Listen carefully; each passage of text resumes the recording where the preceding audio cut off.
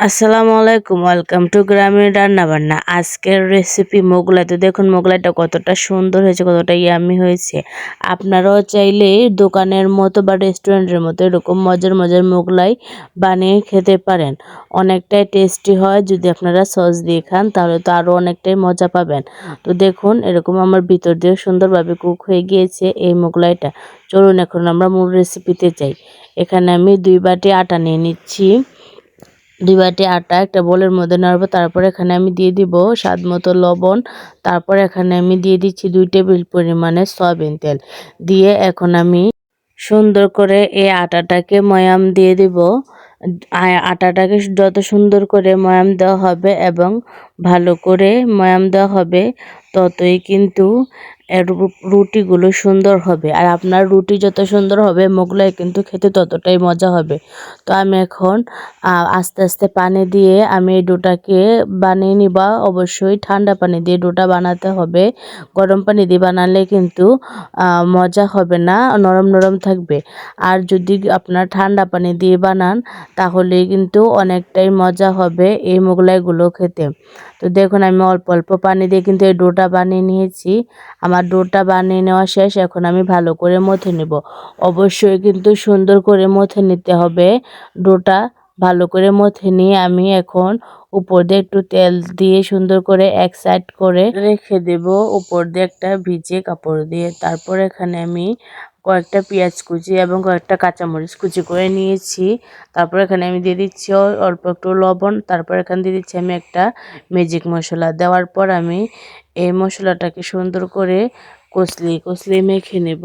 কারণ পেঁয়াজটাকে আমি নরম করে নেব। পেঁয়াজটা যদি নরম না হয় তাহলে কিন্তু ডিমটা খেতে অতটা মজা লাগবে না। তার জন্য এখন আমি পেঁয়াজটাকে সুন্দর করে মেখে নিয়েছি। এখন আমি আস্তে আস্তে ডিমগুলো ভেঙে দিয়ে দেব। যে আমি একে একে ডিমগুলো ভেঙে দিয়ে দিচ্ছি। আমি এখানে মোট 3টা ডিম দিচ্ছি। দেওয়ার পর এখন আমি এই পেঁয়াজগুলা ডিমের সাথে মেখে নেব। অবশ্যই কিন্তু পেঁয়াজের পরিমাণটা মোগলাইয়ের ভিতরে একটু বেশি দিবেন, তাহলে কিন্তু খেতে অনেকটাই মজা হয়। তো আমার মেখে নেওয়া শেষ। এখন আমি যে আটার ডোটা এক সাইড করে রেখে দিয়েছিলাম, এই আটার ডোটাকে আমি ভালো করে আর একটু মথে নেব। অবশ্যই সুন্দর করে মথে নিতে হবে। তারপর আমি এখানে যতটা মোগলাই বানাবো ঠিক ততটাই এখানে আমি লেচি কেটে নিচ্ছি। তারপর দেখুন না, ঠিক এভাবে কিন্তু আমি লেচিগুলো বানিয়ে নেব। তারপর এখন আমি সুন্দর করে রুটিটাকে বানিয়ে নেব। এভাবে আস্তে আস্তে আমি বেলে বেলে রুটিটাকে বানিয়ে নিব। আমি কিন্তু এখানে কোনো রকম গুঁড়ি ইউজ করতেছি না, এমনিতেই কিন্তু আমি এই রুটিটাকে বানিয়ে নিচ্ছি। আপনারা চাইলে গুঁড়িও দিয়ে রুটিটা বেলতে পারেন। তো দেখুন আমি চামচের মাধ্যমে এভাবে বিছিয়ে দিচ্ছি। আর অবশ্যই সাইড দিয়ে একটু ফাঁকা ফাঁকা রাখতে হবে যাতে সুন্দরভাবে জোড়া লাগানো দেওয়া যায়। তারপর আমি দেখুন কি সুন্দর করে চারভাবে ভাঁজ করে নিয়েছি। আমি একইভাবে আপনাদেরকে আরেকটা লিচি দিয়ে বানিয়ে দেখিয়ে দিচ্ছি। এই যে দেখুন আমি আবারও সুন্দর করে একটা রুটি বানিয়ে নিচ্ছি। আর আপনারা যদি এভাবে না বানাতে পারেন, যে আমি আরেকটা আটা দিয়ে দেখিয়ে দিচ্ছি যে একটু গুঁড়ি ভরে এভাবে বানাতে পারেন। তো আমি এভাবে আরেকটা রুটি বানিয়ে নেব সুন্দর করে। তো অনেকটা বড় করে রুটি বানিয়ে নেওয়ার পর একইভাবে কিন্তু আমি এই রুটিটাকেও বানিয়ে নিতেছি। অনেকটা বড় করে বানাবেন যাতে মোগলাইটাও অনেকটা বড় হয়। তারপর আমি এই যে এখন আমি সুন্দর করে ডিমটাকে ছড়িয়ে ছড়িয়ে দিচ্ছি। আর চারপাশ দিয়ে কিন্তু আমি একটু ফাঁক রেখে দিচ্ছি যাতে বাঁশটা আমি সুন্দরভাবে দিতে পারি। এই যে আমি বাঁশটা দিয়ে দিচ্ছি। আমি কিন্তু আপনাদেরকে 2ভাবে বাঁশ দিয়ে দেখিয়ে দিচ্ছি, 2ভাবে বাঁশ দিতে পারবেন।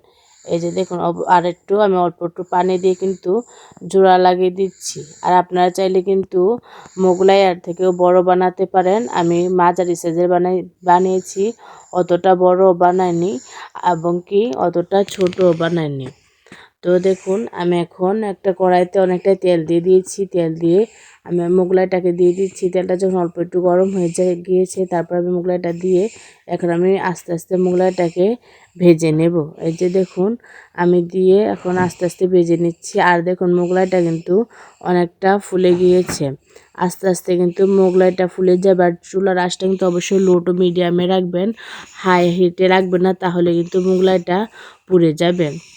তো তো আমার মোগলাইটা ভাজা শেষে আমি উঠিয়ে নিয়েছি। আমি একইভাবে আপনাদেরকে আরেকটা মোগলাই ভেজে দেখিয়ে দিচ্ছি।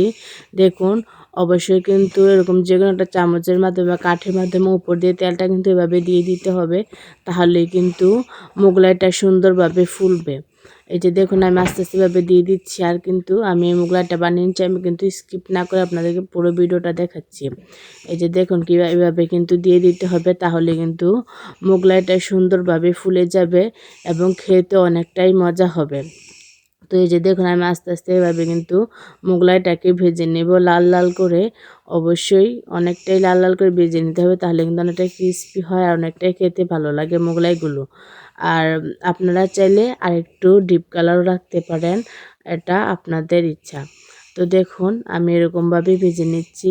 যখনই আমার এরকম সুন্দরভাবে ভাজা হয়ে যাবে, এ পর্যায়ে আমি এই মোগলাইটাকে উঠিয়ে নেব। আমি কিন্তু সুন্দরভাবে উল্টিয়ে পাল্টিয়ে তেল দিয়ে চারপাশ দিয়ে ভেজে নিয়েছি। আর দেখুন কতটা ফুলে গিয়েছে।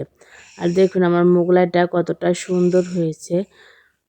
এখন আমি আপনাদেরকে কেটে দেখিয়ে দিচ্ছি। দেখুন ভিতর দিয়ে কিন্তু একদম ডিমটা সুন্দরভাবে কুক হয়ে গিয়েছে এবং মোগলাইগুলো অনেকটাই সুন্দর হয়েছে।